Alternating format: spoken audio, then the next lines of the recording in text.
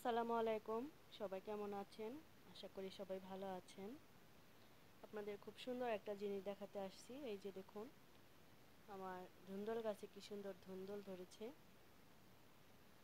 তো জানালা দিয়েই ঘরের জানালা দিয়েই ছেড়া যাবে এরকম একটা দৃশ্য আসলে দেখতে খুবই ভালো লাগে, মনোরম একটা দৃশ্য। এখানে আরো অনেক ছিল। উম, ঘরের জঙ্গল ভয় লাগে সাপ টাপ যদি আসে, এই কারণে অনেকগুলা গাছে কেটে ফেলা হয়েছে। তো এই কয়েকটা রয়েছে এখানে। তো এই যে দেখুন কি সুন্দর, ভাল লাগে অনেক দেখতে। আর ওই যে ওইখানেও দেখুন আর অনেক ছিল, আরো আসতেছে নতুন করে, একদম ফ্রেশ অর্গানিক খাবার। ওই যে দেখুন অনেকগুলা ধরে আছে, আপনাদের আমি ক্লোজ করে দেখাই।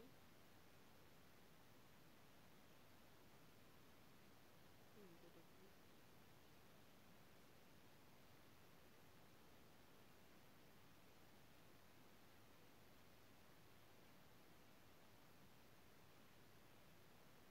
আপনাদের বাড়িতে যাদের জায়গা আছে তারা লাগাবেন।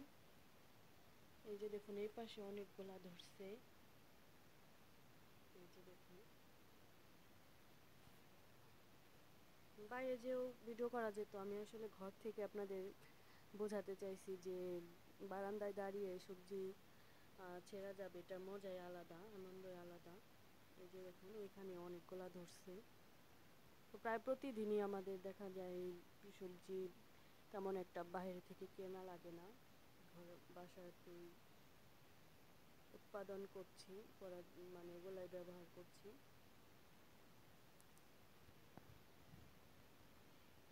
এখন তো বর্ষার সিজন, প্রতিদিনই বৃষ্টি হয়। আপনারা ইচ্ছা করলে যাদের গাছ আছে বা সরি আর কি জায়গা আছে অল্প, তারাও লাগাতে পারেন। আর যাদের জায়গা নেই তারা বড় বড় ড্রাম বা ঝুড়ি এগুলাতে মাটি তৈরি করে তারপরে গাছ লাগাতে পারেন। দেখা যায় কম বেশি টাটকা খাবারটা খেতে পারলেন। বাইরে থেকে তো কিনতে হয়ই, তারপর আপনাদের একটু চাহিদা পূরণ হলো, বাচ্চাদের একটু ফ্রেশ খাবার খাওয়াতে পারলেন।